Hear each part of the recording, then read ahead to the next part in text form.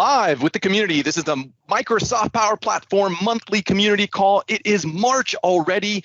We are going to spring into spring. It is March 15th, and we are super excited to cover all things Power Platform together today. Let's take a look at our agenda. We're going to get the latest updates on news in the Power Platform with Daniel. Then we're going to have some group picture times, cover a lot of things. We're going to have community call conversations.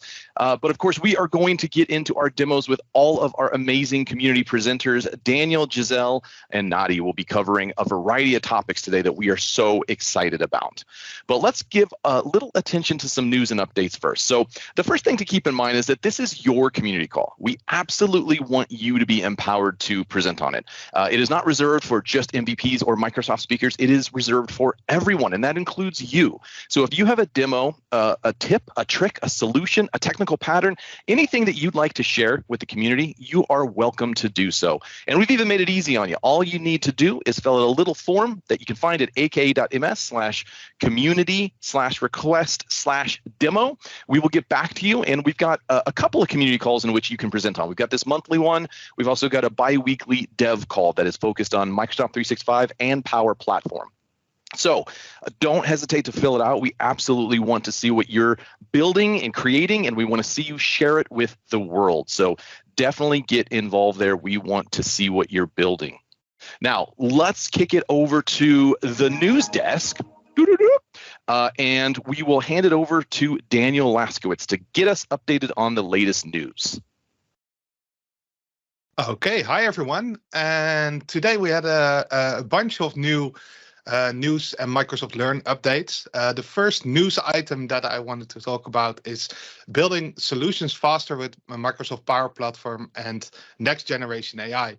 There have been some really cool new features, and you will also see them inside of the Microsoft Learn part, because two of the features are already available. That's the Boost Conversations feature for Power Virtual Agents and the Create Text with GPT model in AI Builder feature. Those are both highlighted in the first news item. The second one is about pipelines in Power Platform. That's now generally available, so you can now use that without any support issues or something like that. The next one is about easily designing and automatically sending actionable data-driven cards in Teams, and that's all about Power Apps cards. And there were some really cool new features, so make sure to try that out as well. On the Microsoft Learn part, there was also a documentation page on sending a card automatically with Flow, and that's one of the features that is also highlighted in the blog about the cards. So with that, I will pass it over to April. Thank you, Daniel. So we have a few new Power Platform samples. So actually, Nati is here today to show the Quality Assurance Assessment Solution Power App Canvas application there. So I won't go too much into that one. Really cool application that we have that we'll be seeing a little bit more on later today. We also have Power Happening from Wilmer and Ben, which is a really great example of converged applications. So custom pages, Canvas apps embedded inside of a model-driven app scenario, using all kinds of things like the Creator Kit, the drag and drop component from Scott Duro, all kinds of great things going on in this particular sample here. So definitely check it out so you can see the intersection of model-driven Canvas apps and PCF controls and all of that. And we have an updated sample from Lindsay on the name pronunciation recorder. So another great update there from Lindsay on the Power App Canvas app is there as well. So many great samples. If you have samples you want to share, just go to aka.ms/Power Platform-samples. Awesome. Thank you, April. That is really fantastic. And everybody, we love these samples. Please don't hesitate to keep giving them to the repos, and definitely reach out if you have any questions. We've got more Sharing is Caring sessions coming up in April. It's been a little busy for us at Microsoft, so we're trying really hard to get more of those scheduled so that you can be empowered. So thank you for everything you're doing, everybody. All right, let's kick it over to Jocelyn to talk about Microsoft Power Platform connectors. Hello, everyone. We are now at 969 total Power Platform connectors, which is 21 more than we were at last month. This includes more independent publisher connectors than first-party connectors. And as a reminder, independent publisher connectors are connectors made by community members, such as yourselves, that leverage open source APIs. We are barreling towards our goal of hitting 1,000. I'm super excited. I'm planning on throwing a little party or something for my team. And you guys can help contribute to that by visiting our GitHub. The link for the top connector asks is there at the bottom of the screen. If you guys love connectors and you want to learn more about how to get involved in our community, how to integrate these connectors into various types of Power Platform solutions, please scan that QR code. I host a once-a-month, hour-long session, non-NDA, recorded for YouTube, called the Power Platform Integrations and Labs Call, all about connectors as well as other Power Platform topics. Scan that QR code and you'll get an invite. Also, keep an eye out for your Credly badge if you are an independent publisher.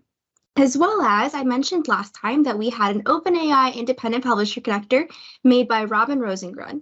And since last time, we actually recorded a Low Code Revolution episode with myself, April, and Robin. So keep an eye out for that as well. Thank you all. Awesome. Thank you, Joss. Excellent work, everybody. All right, let's hand it over to the one and only Hugo Bernier. Wonderful. Thank you, David. So if you want to get started in the open source community, we know it can be scary, right? Because we have to deal with things like GitHub, pull requests, forks and branch and blames and things like that. I know it certainly scared me when I wanted to get involved in the community, but luckily we have some sessions for you where we can help you learn these things. So we have a Power Platform samples contributor coming soon in April, I think. Yes. And where you can actually attend. It's never recorded. It's a safe space. It's a small group, and you get hands-on. You actually get to do your first pull request, or you get to write your first documentation on docs.microsoft.com, or any of the other sessions that we have here. So we welcome you to join. You can go to ak.ms/sharing-is-caring, and we can't wait to have you there. And if anybody has been on any of the Sharing is Caring sessions, we'd appreciate you if you can put it in the chat and tell us how your experience was. Now, on the next slide, once you have contributed to the community through an open source, or you've spoken, or you've created the cool independent publisher connector, you will get a badge. And this is a great way to show people that you have actually really been doing your contributions, that you can share that on your resume, you can share that on your LinkedIn, you can, have a big printout and have a decal on your car if you want to. And you can do that by joining the Community Recognition Program. Now, this is powered by Credly, the same people who do the certification badges for Microsoft certifications. And it's at no cost to you. We take care of all the costs. All you have to do is to go to ak.ms/community/recognition, and you'll give us your GitHub username and your email address, and we'll take it from there. All you have to do then is to do a contribution, and you'll receive the badges. And that's it for me. Back to you, David. Awesome. Thanks, Hugo. You mentioned wrapping the car. The first time Hugo described it, he talked about a tattoo. I fell for that and got it in 2022. It was painful come 2023. So definitely wrap your car. Don't get the tattoo as much as we love it. All right, let's talk about some Power Platform community shows and events. So first things up, Low Code Revolution. We'll invite April back up to tell us a little bit about this. Thanks, David. We have tons of new content going on Low Code Revolution. So many great episodes. As Jocelyn mentioned earlier, we have a new episode on OpenAI capabilities for Power Platform solutions, showing off Robin's independent publisher connector for OpenAI. We have continuing the series on the Power Platform CLI. So we have Power Pipelines for Power Platform with Daniel and Prabhat. We have a few new episodes as well on the Azure OpenAI service with AI Builder. New just was released a week or so ago, where Daniel and Ashish walk through that. And we have one on integrating IoT, so Raspberry Pis plus Power Apps plus Azure Functions with Tim Hanowich, showing how to do some home automation. So a good mix of tons of content that you can consume there for Low Code Revolution. If you want to be a guest, we have links up there, aka.ms/Low Code Revolution guest. And to catch the shows, go to aka.ms/Low Code Revolution show. Awesome. Thanks, April. And we're going to have a challenge later, everybody, for who can say it the fastest. Power Platform Pipeline. I didn't even do it right. Power Platform Power Pipelines. So say that and you'll get we'll do a badge for that, right? If you do it all right 3 times fast. Okay, let's talk about some other events that are coming up this year. We are excited for the European Power Platform Conference. They are having a special I almost said Leprechaun Day, St. Patrick's Day special that is going to be only available until March 17th. Save 17% on all tickets. So you can get that at sharepoint-europe.com/European-power-platform-conference. Don't forget the dashes. Book now. It's going to be an awesome event. There's going to be a ton of people there, and we are excited about that. Staying in the land of Europe, we also have the European Collaboration Summit coming up here soon, and there you can get 15% off with the code Power Platform Rocks. So I think we all feel good about typing that and saying that. So that's coming up here in the next couple of months. So definitely take advantage of this opportunity if you are looking to attend that. It's also going to be awesome. A number of members of Microsoft and the team will be there, and we want to see you there as well. Come stateside on the United States, North American soil, we've got the EduCon series. So we've got the Microsoft 365 conference, EduCon 365, coming up in DC in June. In Seattle, going to have a combined EduCon of 365 and Power in August. And then in Chicago, we're going to have another 365 EduCon in October to November. You can use the code community to save 25% off any pass. So definitely take advantage of these. These are sort of exclusive to the community. Definitely want to make sure that we provide you all opportunities to attend these events. And of course, we got a number of other Community Days events. DynamicsCon Virtual is coming up today, in fact. And then you've got Microsoft Community in Denver, Azure Web Mobile Pay, Modern Workplace Conference, Dynamics Power Israel. So lots of opportunities. You can access all these events and add your own, by the way, if you go to ak.ms/community days. So definitely take advantage of exposing and amplifying your event to the world by using that opportunity at that website. All right, what time is it, everybody? It is picture time. So turn on those cameras and we will kick into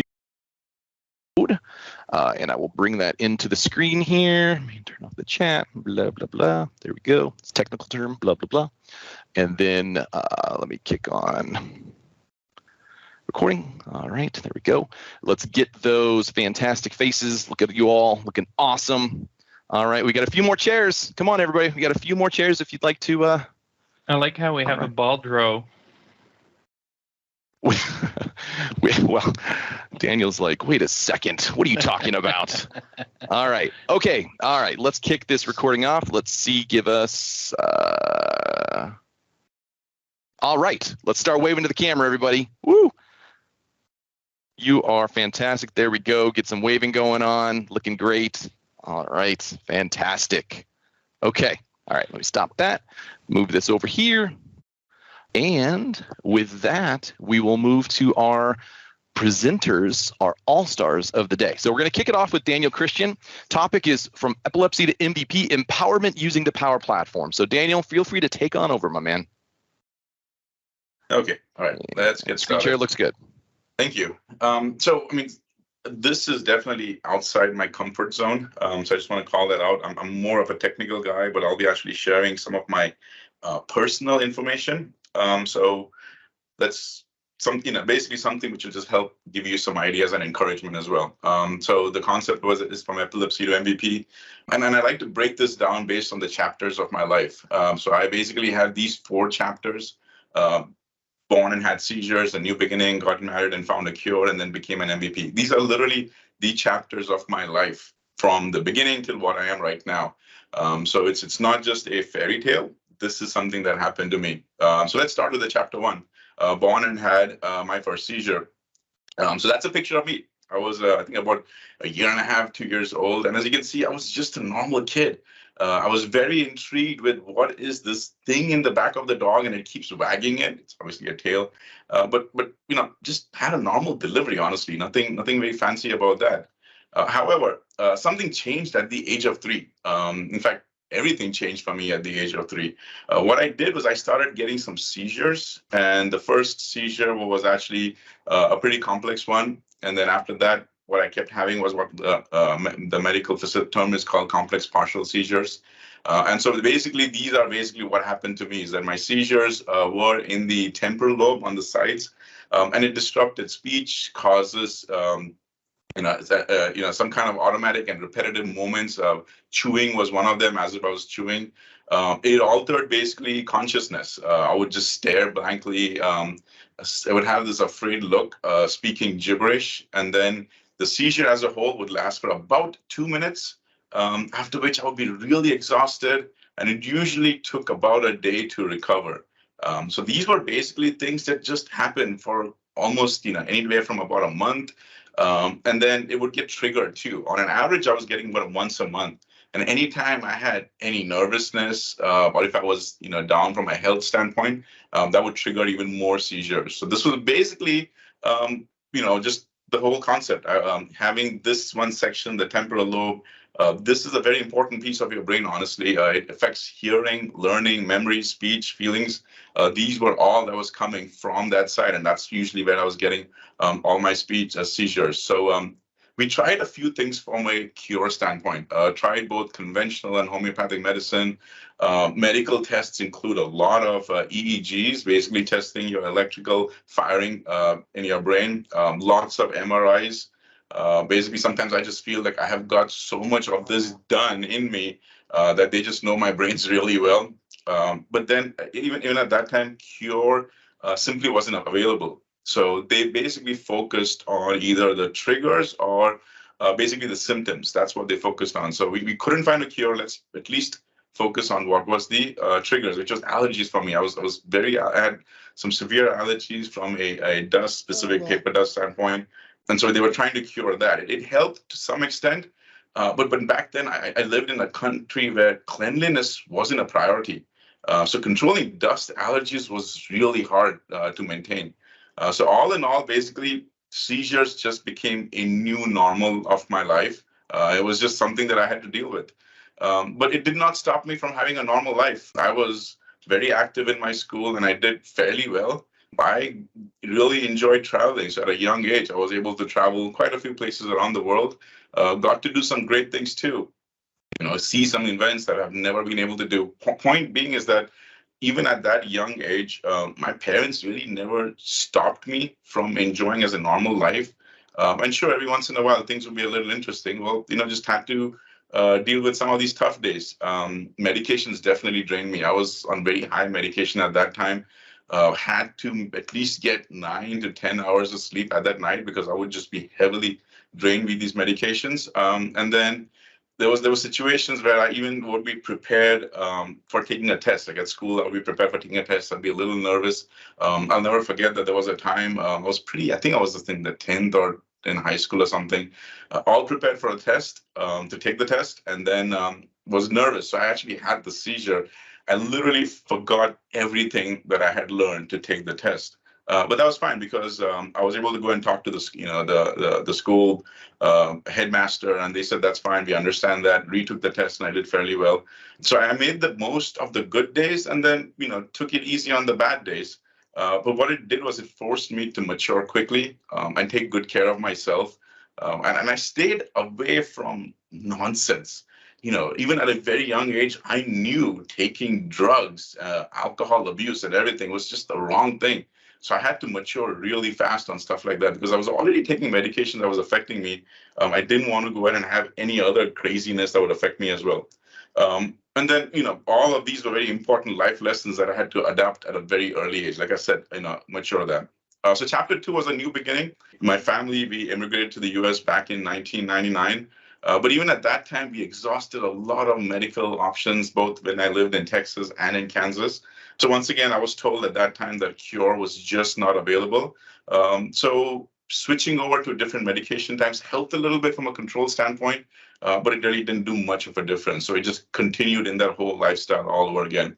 And so I was in college. In fact, this motivated me to because if the medicine and the treatment at that time did not have the cure, well, I pursued medicine at that time. In my college, I went and actually did my whole pre-med, and I was also doing double majoring in pre-med as well as in computer engineering. But you know what? God had other plans for me. In fact, I did have a better understanding of my seizures purely from a neuro standpoint as well, seeing where it's coming from and all of that. But all in all, I still could not find a very good cure for that. But I kept moving forward. One of the things I'll give you as a side story of mine is I refused to take a loan when I was in college. I did not want to start my life in debt. So I worked my way through college. I had a full-time job. And I went and took at least the 12 to 14 credits. That's how it was at that time, because I worked my way through college. So at that time, it took me about almost 5 years to finish my undergrad. But I literally worked my way through college on that. And that was all very hard at that time for me, working my way through college, having those medications which were draining me. I mean, I literally had no time for any fun whatsoever. But you know what? It all basically paid off. So chapter 3, got married and found a cure. This is the love of my life. We got married on June 2006. That's my wife, Rosanna Christian.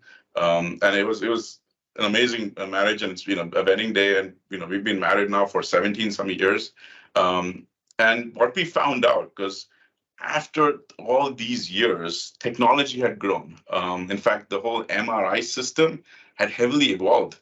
And so we were able to find out that there was, and I have the picture over there, this is that there was actually a dip in my skull where some of my existing brain actually seeped in, and that irritation was causing the seizures, which was very interesting because it's not a hereditary thing. Nobody in my family, even few generations, nobody had these seizures, but I did. We finally found out the root cause of it. And the amount that is there is, if this is a large size egg, if you have a full large size egg, then it's actually the 2/3 of the size of that egg. That much of brain was actually seeped in and was causing these irritations. So all in all, when the seizure, the 2-phase surgery was done, they literally took out that much of my brain, which makes you think, right? It's like, how much of our brains do we actually use for thinking? But that's basically what they had to do. And so all in all, after the surgery actually happened, that is one of the sections of your brain which really helps you with the speech, like what is in your thoughts, helps you translate over to speech, communicating that.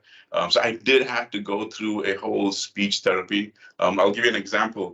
One of the things that it did was I could tell, like I'm looking at it, I can tell what it is. That's a feature. It will record me. It'll put it up on the internet, on YouTube. In my brain, I could not tell you the name, that this is a webcam. The term webcam would not come to me because there was a gap after the surgery. There was a gap between my speech and long-term memory.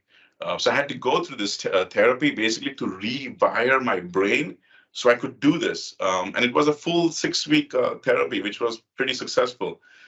We were able to change my medications altogether. I remember at one phase of my life, I was taking 3 medications. I was drained, I was sleepy, my brain was always foggy. And then the surgery was so successful that we went ahead and changed my medications, in fact, down to 1. And even on that, I'm the lowest dose that you can be. In fact, there's already discussions we might have to completely stop that because I haven't had any seizures for over 10 years now. And then, we started having, like I said, this, first month then seizure free. After that, we just going ahead and kept tapering off. This is what I said, is that we switched over from 3 medications down to 1 and kept tapering it down.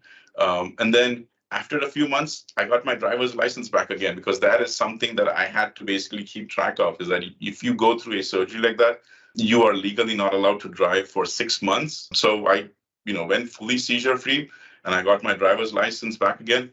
But something important happened. After that, my first child was born on November 19th, 2020. And then that's basically my wife and I, we were very tired.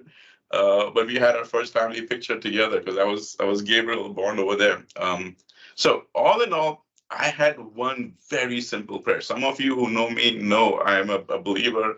I believe in the Lord Jesus Christ. And I had a very strong prayer that whatever happens, I do not want my children to see me have a seizure. And he answered that prayer. I had to wait 26 years for that prayer to get answered, but it happened. So all in all, I just want to call out with, I became an MVP. So what does this all mean about becoming an MVP? The key thing is when I was having these seizures, I had to take a lot of notes so I won't forget. I had to work twice as hard to learn something, make the most of my good days. And then people's disabilities didn't affect me, and I never gave up. Like that was basically how my lifestyle was when I was in the seizures realm. So once I got cured, I became 100% seizure free. The whole concept never changed for me because I took a lot of notes so I won't forget. Well, that helped me become really good at blogging, because my blogging is step-by-step process.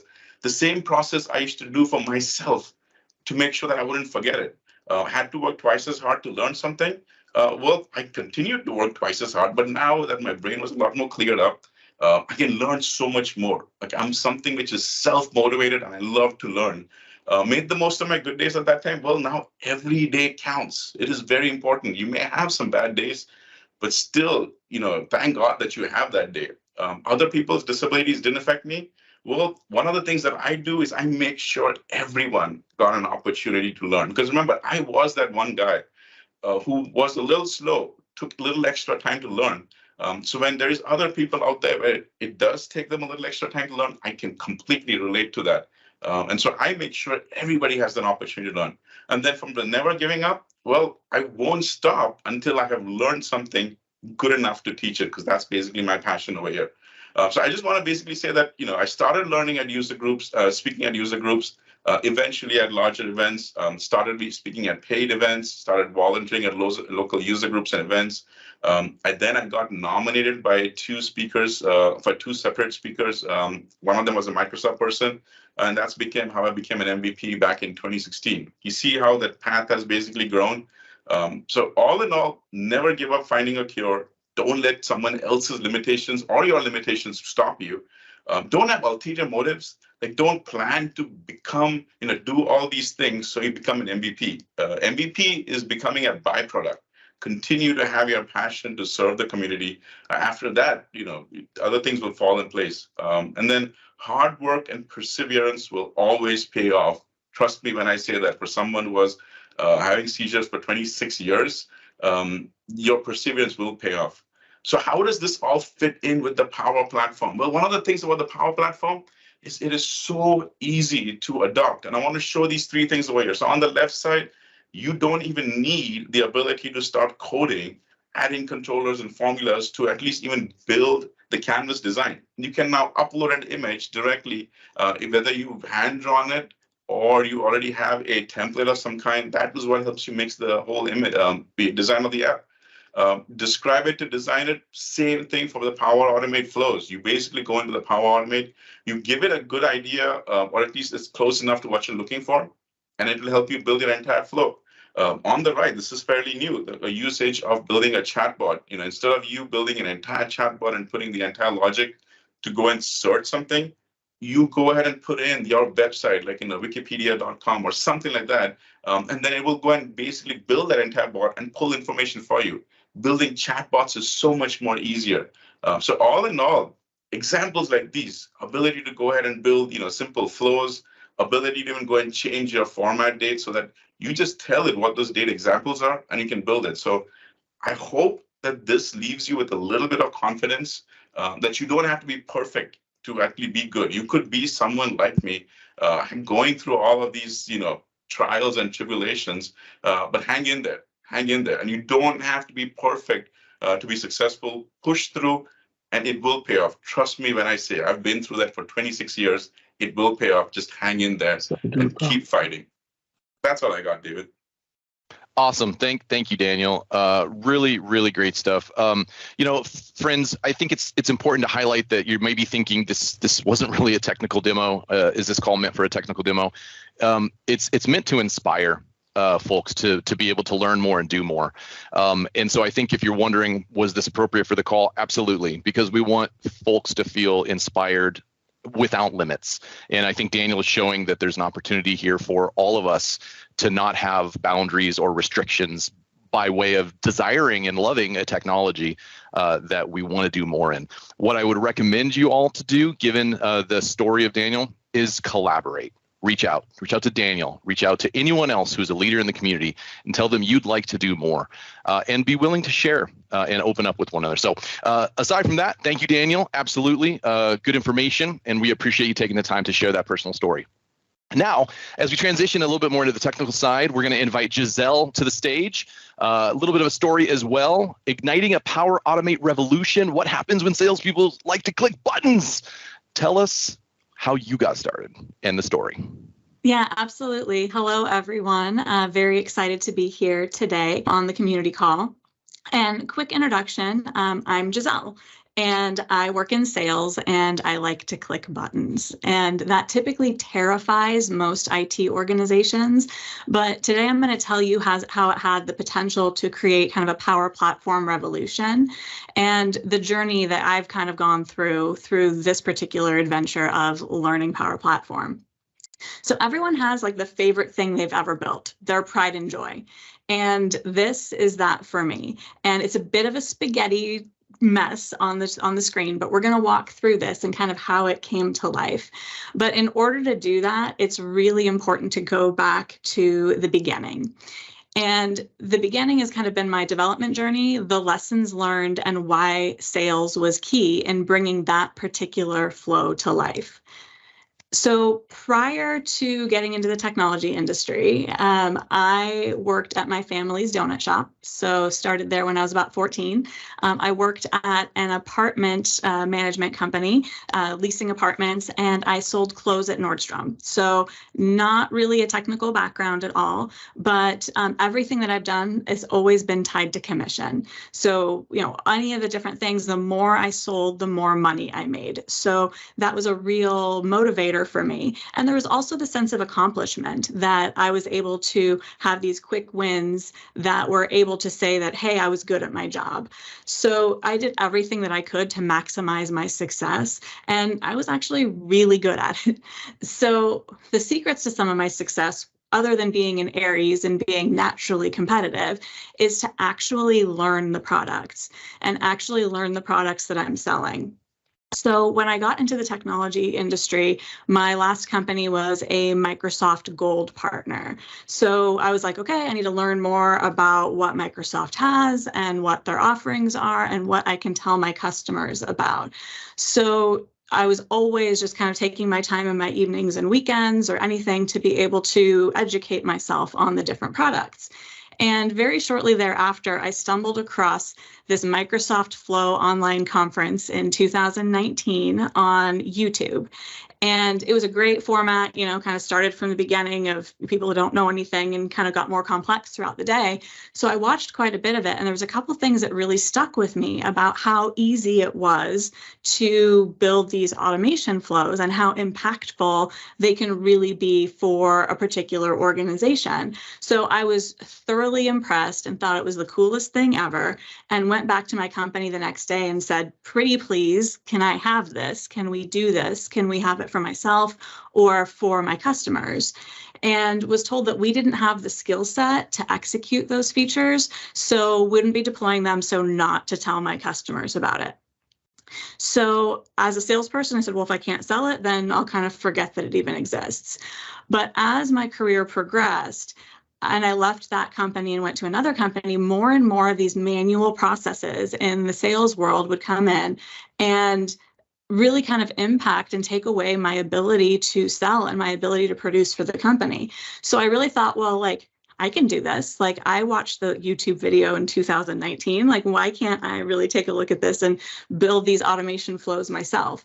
So I went back to YouTube, that was my source of information, and searched for more detail around this flow thing, which I learned was now called Power Automate years later. And within 2 days had written my first flow. And it was super simple, but one of the use cases that we had was our marketing team needs to get contact information from our customers. So what we would do is we would get emails from our customers and we would go manually enter it into a CRM system somewhere. And for the most part, I never did that because it was boring and took too much time. So I created this Power Automate flow where when a new email arrived to my inbox, if the domain matched my customer domain, then I stored the information in a SharePoint list. And we literally went from tracking maybe a dozen contacts in a particular quarter to getting 400 plus contacts in a quarter because it was automatically happening. So it was really exciting to see the value that we got from being able to have such a simple flow implemented for my customer base. So, of course, being a seller, and what sellers do is sell things, is I really started running around and telling everyone about how amazing this was and how this flow that I, as a non-technical person, built had such an impact for our organization. And I thought I was pretty much the coolest person ever to be able to do that. So I ran around kind of telling everyone at the company, well, you need Power Automate, you need Power Automate. And I showed my peers what I could do, taught them how easy it was, helped them implement it for themselves. And they started kind of coming back to me saying, well, that's cool that you can get their email address, but can you get their first and last name? Can you track more than one customer? Can it track meetings? Can it put away my laundry? Like, you know, all of these different things. And I really took it as kind of like a challenge to say, well, I'm going to learn more about this. And I want to accomplish all these requests that are coming in from my team and make this even more impactful than it ever could be that I ever imagined.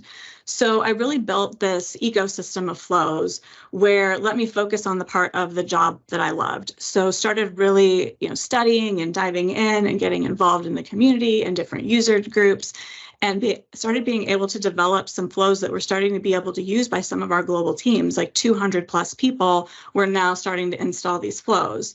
And it became the birth of that most complex flow that I ever built, showing you at the beginning.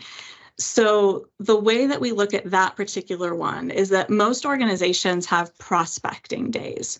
So days where their sales teams go out and they call customers and try to generate new business. And people are incentivized with like points and prizes and recognition for building in or bringing in potential business.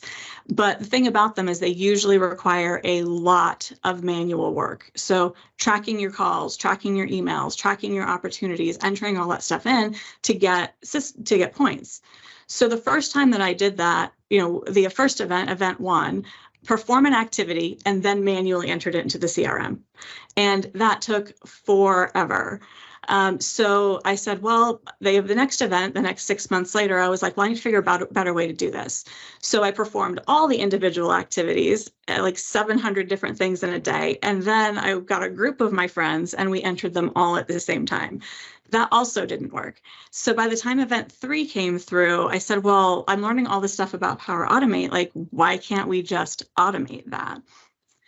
So took the steps for it where I wanted to be able to say, well, I want to send a lot of emails to these customers, because if I get a point for each email that I send, I can build a Power Automate flow to send custom emails to those contacts in a short period of time. So I was able to build this automation flow manually triggered to be able to send up to like 3,000 emails in a day. So before, like if somebody got like 700 points, it was huge. So now I was able to get people to get like 3,000 points with the click of a button, and it was able to massively increase our productivity. So then I was like, well, how do I track all of these different points? So I was able to create a Office 365 group email address that I CC'd on all of these different activities, initialize a bunch of variables, but then be able to say anytime something arrived, like an email arrived or a meeting arrived to that group's email address, to parse out all the information, get all of the things that I needed and have it automatically put those into the points leaderboard and assign user points. So it was really like a huge, huge benefit to all of our day-to-days to be able to get all of that stuff automatically tracked. So what that kind of ended up happening is me going through and selling the solution. So I was like, I've built all of this stuff. Now leadership, like we need to take a look at this. And bonus points to anyone who actually knows what video game this is from, because it's my favorite of all time and I've been trying to beat it since 1995. But back to the story. So I sold the organization organizers of the event on trying my automation flow for a couple hundred people within the company, and pretty much spent the whole rest of the preparation time trying to solidify the automation flow to make sure that it worked. And the video game is actually Dungeon Master 2: Legends of Skullkeep. So any guesses on kind of what happened from the particular day of the event? I was going through and trying to say, hey, this is how you're going to benefit. This is how you're going to benefit. This is how you're going to benefit. And said, okay, well, now I have to like actually make that happen and shock everyone into like success. and learned through it that failure is a really important part of this scientific endeavor, because we ended up running into some pretty significant challenges. One is that, the flow to send the thousands of emails with a click of a button, plus the Office 365 Groups mail connector, didn't end up working because that connector could only handle up to 100 requests every 60 seconds. So a lot of people that were taking advantage of the automation weren't able to see success in those particular point activities.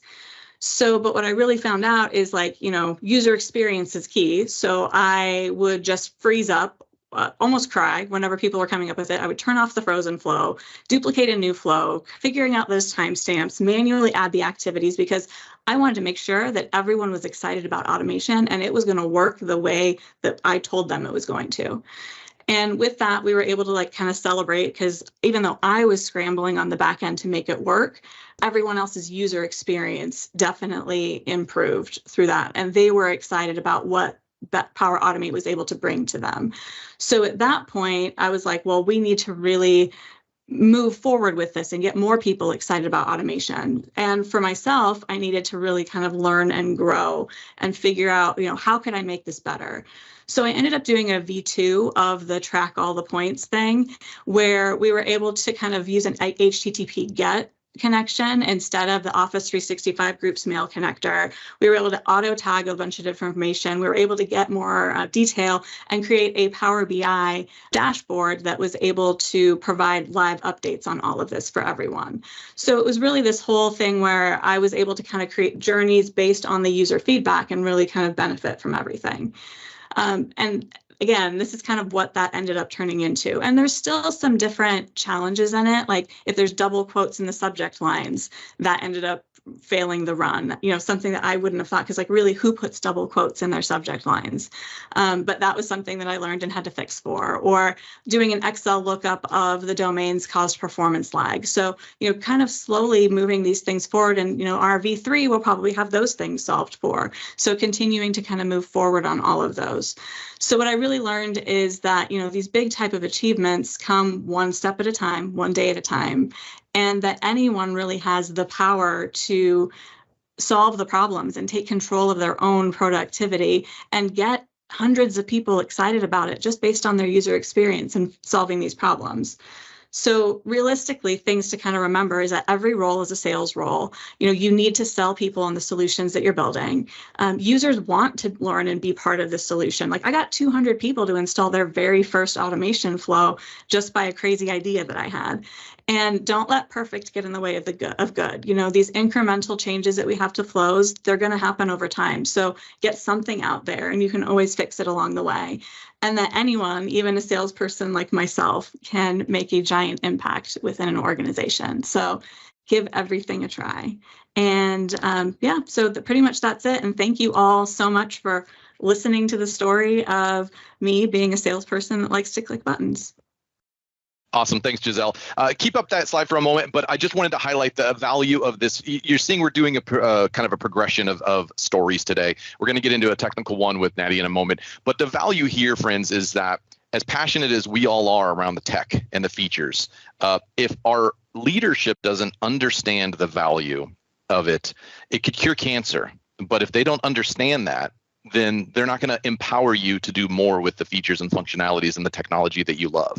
So I think what we're learning here with this presentation is how to sell that to your leadership, how to empower them to understand the value that's brought with embracing technologies and allowing you to do more with the Power Platform. So it's important that we consider all aspects of that on calls like this to ensure that everyone has an understanding and is equipped to be able to do more with the Power Platform and the technology they love. So Gizzelle, thank you for sharing that story and the steps you took, because those are practical and implementable, and encourage you all to go back and watch the recording when it's available and maybe take some notes and see where you might be able to put that into action in your organization, because it's very empowering. So thank you, Gizzelle. All right. Let's get into our last demo. Nati, Turtledove, quality assurance with Power Platform pipelines using Power Apps. Take it away. Awesome. Thank you so much, Dave, for having me. Super excited to be part of the community today. So I'm going to be demoing a solution I built, a QA assessment tool using Power Apps that was built on top of the Power Platform pipeline. Before we get into it, just a bit about me. My name is Nati. I actually live in Cape Town, and I've been developing in the Power Platform for close to 6 years now. And I've got a true passion for the Microsoft Power Platform stack. And I just love making solutions and helping out communities and establishments better their processes through the platform. But specifically about the project that I worked on, the idea, QA assessments. The idea came from the ALM Accelerator by the PowerCat team. And if you've ever used the ALM Accelerator, you'd know that when you deploy your solutions to your various environments, you've got the ability to identify what environments you're going to use for the solution based on their profile. And the issue I had with that is, okay, so I'm deploying from my dev environment to QA and then to UAT. But how can I validate my solution during that QA phase to make sure that it's ready to go to that UAT? Because in that UAT stage, we're not actually deploying the solution. We're just simply merging a pull request. So I wanted to focus specifically on these three phases, from dev to QA to UAT. And following our dev environment, I wanted to ensure that we can get to our QA environment in a stable manner using either the ALM Accelerator or the deployment pipelines. But I wanted to hold the solution there to make sure that it was ready to go through to UAT when the developer was ready. And that's where I wanted this type of solution in place in that QA stage to ensure that when we're ready, we can go through to a successful UAT environment. And that's where we have the QA assessment tool. And as you can see, it looks very, very similar to the ALM Accelerator. That's because the idea came from the ALM Accelerator. However, highlighting what David and Hugo said at the beginning, the first issue I had when the idea came to mind, and this was inspired by attending those first contributor sessions, is how do I share this with the community? How can I make sure everyone can use it? If I build a solution in the ALM Accelerator itself, A, it's difficult to share with everyone, and B, when releases are released, how do I manage recreating it and embedding it into the solution? So I decided to start a bit quicker, a bit simpler, and work with Power Platform pipelines because they were becoming available very, very soon. And the reason I tackled it from this perspective was because the Power Platform pipeline solution is built on database tables, specifically the deployment stage runs table. And when we create our pipelines in the solution itself, we have to identify all our developer environments, such as our development environment, our QA, UAT, and our prod environment. And we're using our environment IDs in the solution. So I thought, okay, if I can retrieve those IDs from the Power Platform pipelines database tables and then reference that to its stage runs, maybe we could actually work something out and link the two together and show what solutions are sitting in that QA stage. And that's exactly what I did. I was able to reference those tables and bring all the solutions that were deployed to a QA stage into a Canvas app, and then allow us to create a QA session with all the current versioning, the deployed developers, the deployed dates and times, and all that information alongside of it. So I'm going to quickly do a demo on the solution as well. And before diving into the actual solution itself, we're going to deploy a brand new solution to our QA environment using the pipelines. There we go. Okay, awesome. So we're going to deploy it to our QA environment. I'll take a couple of seconds. But we're going to enter our variable for the app's purpose, and we're going to deploy version 1. So while that's deploying, let's head over to our assessment app. So it's a simple Canvas app. And as you can see, we've got all our solutions that are sitting within a QA stage, either currently within QA or have at least gone past the QA stage itself. And we've got quite a few. We've got our budget app, clock component, etc. And within each app, we can see what version it's currently sitting on, its latest version, when it was deployed to QA, and who created it as well. Now, for existing solutions that have undergone our QA assessment, we can also identify what assessments have been complete, what haven't been complete, and what needed to undergo a new solution assessment as well. But in order to grade this solution, we need some sort of categorized items to score our solution again. So if we head over to our managed items, we've got a pre-built list of all the checks we're going to apply on our solution, ranging from different categories such as Power Apps, Power App Cards, Power BI. And in each category, we've got a set of topics that we want to look into, i.e. accessibility standards, naming conventions, have we applied monitoring, performance reviews. And if we want to edit all these items, we can add descriptions if need be. And this all lives within Dataverse. We can delete them as well. And we can create new items into existing categories for new categories and manage those categories going forward as well. So we can always reuse the same assessment items. So let's see if our solution has deployed. It is still deploying. While still deploying, we're going to look at a existing solution. So if we go to our KPI management, we can see our previous assessments that we logged in. So if we click on the little history icon there, it will take us to previous assessments hosted on our KPI manager tool, and you can see we've done it for version 2 and version 3. And if you look carefully back at our home screen, we've got version 4 actually ready for a new review. And at the same time, we can actually see when the review was complete, its status as well, and who the reviewer was. So right now, I'm the one that reviewed it, and I was a developer as well. And the result of our assessment was we completed it, and our total score from the solution was 86%, so it was a pass. Whereas with version 1.0.0.3, it was a fail. And if we want to go into the specific details, we can even expand on every single individual item and review the outcome from that assessment on an item level. So while our solution is still deploying, there we go, deployed successfully. I'm just going to quickly refresh because I had a few issues slightly earlier, but our solution should make its way into our QA environment now, and it's listed in our app. So you can see our PNV demo solution is over here, sitting at version 1, and it was deployed today. Yes, I am quite far ahead of you guys. But if you go and say, create a new review, we can actually select the specific categories that we want to review our assessment against. So for instance, this is a simple Canvas app with a few Dataverse tables. We'll select our Dataverse, Power Apps, and it's in a solution as well. We can type in any additional notes. It can be, assign a review date, and we can even assign it to other developers as well. So if we enter any usernames, we can add them there. And this will then go ahead and create the solution assessment for our specific solution. Now, when we're in our solution, that seems to be a slight little bug. Let's go back into it. We can see all our categories for the assessment have come up as well. We can view them by specific category, and actually search them as well. And when conducting the assessment, per category item, we can provide any feedback rated from a 1 to 3, 1 being bad, 3 being terrible. If we want to pass an individual item, we can do as well.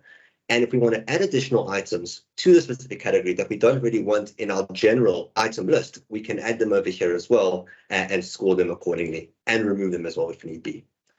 We can submit, we can save the assessment for future references as well if you're not ready to submit it yet. But when you are ready to submit it, we can then grade our solution. Now, the way it works is because we've got a score ranging from 1 to 3, we are summing up the total amount of items in this assessment and multiplying it by 3 to get an overall score. So because we've got 34 checklist items within this assessment, we are grading our solution against a total score of 122 points. So right now, based on the score I've given for one item, we've listed it at a 2. If I try to submit, my total score points is sitting at 2, giving it a 1.97% rating, which is not so great.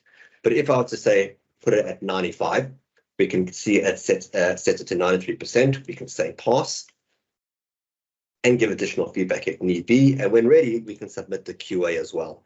And this will close off our QA session for our specific solution, allowing us to now deploy to our UAT environment. And we can see it says the previous version now complete. If we go into our history, we can see that it was completed by myself and I was a developer, with our score rates and our individual items over here for that specific solution. So that kind of covers the solution itself. So what's to come? So because I kind of preemptively made the solution based on the ALM accelerator, I wanted to also accommodate the ability to have multiple QA environments. And that being said, with Power Platform pipelines as well, if you wanted to have quite a few pipelines, you may have various QA environments. So I wanted to have that choice to be able to filter to various environments and apply these assessments based on these environments. And also want to include some automation to notify assessors when they've been assigned QAs, to notify developers when it's been complete, etc. And add additional security, so only specific individuals can see related assessment details or can submit the sessions going forward. Now, because this was inspired by the ALM accelerator, I am pushing really hard to try get an ALM accelerator version out as well, which will hopefully be coming over the coming weeks. And alongside with the new announcement of PPP for the Power Platform pipelines, it's just so much easier to say it that way, coming into GA, there are quite some new features coming to Power Platform pipelines that I wish to integrate with the solution, such as having preemptive approvals to auto-deploy the solution when we've either progressed a QA assessment as a successful assessment to then go through to UAT, and ensuring the extensibility features to have after actions and before actions during our deployment phases with the QA assessment. So if you want to give the assessment a download, it's sitting on the Microsoft Adoption Sample site, as well as the Microsoft PMP Community GitHub repo. And I'll leave that on for a few seconds for everyone to scan if need be. But other than that, that's been me. If you want to reach out, I love engaging with the community. You can scan my QR code over there. That will take you to my LinkedIn, to my website, to my blog, and anything else. So yeah, thank you so much for letting me present to you guys. Awesome. Thank you, Nati. That's fantastic stuff. Let me go ahead and share the rest of the slides, and we will get the call going again. All right. Well, really, really wonderful stuff. There's some questions in the chat for you. And of course, we're going to have an opportunity for everyone to engage a little bit more on communicating and collaborating with our amazing presenters, but just want to have a thank you. You all did awesome. Really appreciate all of you, as well as everyone in the community, for joining. There are plenty of resources as we look to close up the call here for you to take advantage of. The first one is we are starting we have started, I should say, a new opportunity for you to continue those conversations called Community Calls Conversations. They're dedicated space on the Power Users Forum site specifically for each demo. It allows you to go engage with the presenters, ask questions. We know that after the call ends, it's really not an opportunity for us to continue using the chat because so many people have it in their teams. We want to respect that, but we do want to provide a opportunity and space for you all to be able to chat and collaborate and work with our amazing presenters. So we've got dedicated space here. You can see the aka.ms links at the bottom, as well as the QR codes for each of our amazing presenters today. Go engage, even if you just say thank you. By the way, that's absolutely acceptable, and we would love to be able to do that. Start giving more credit to one another for giving back to the community, and ask some questions and get more involved and collaborate. Ask them to work with you on stuff, so don't hesitate. We have a number of other resources that are available to you, things such as our community front door, the videos, the samples. Each of the products have their own dedicated community, so you can take advantage of learning more there. Please don't hesitate to do and get involved in those areas. If you like the community calls, we have community calls. So each Tuesday is the Microsoft 365 and Power Platform Microsoft Speakers Call. This is dedicated to only Microsoft speakers. It is on Tuesdays at 8 a.m. Definitely take advantage of this. You're only going to get it from Microsoft speakers on that call. So it's a great opportunity to see kind of what some of the new features and functionality, top of mind things are, trying to get more involved there. So definitely put that on your calendar. We've also got the Microsoft Identity Platform Office add-ins, and of course the Power Platform call you are on. And we got the bi-weekly siblings, Microsoft 365 and Power Platform development focus call, which is tomorrow, by the way. And we've got the Viva Connections, the SharePoint Framework, which is the bi-weekly opposite of that. You can get to all the recurrent invites at ak.ms/community/calls. This recording will be available within 24 hours at the Microsoft 365 Community YouTube channel. You can access that by going to ak.ms/community/videos. You will not be able to download it, even though it may say it in the chat that it's ready for download. That's really only available for Microsoft employees. So definitely go to those YouTube channels, Power Platform, as well as the Microsoft 365 and Power Platform Community YouTube channel. Subscribe to them. You will get alerts as soon as the new videos are dropped and published. Follow us on Twitter at Microsoft 365 Dev, at M365PNP. Our next call, April 19th, 2023. Same bat time, same bat channel. You can access all of the calls at ak.ms/powerplatform/community-calls, or download this specific invite, ak.ms/powerplatform-community call. Thank you, everybody. Have a fantastic rest of your week and a wonderful weekend. Thank you for being amazing community contributors.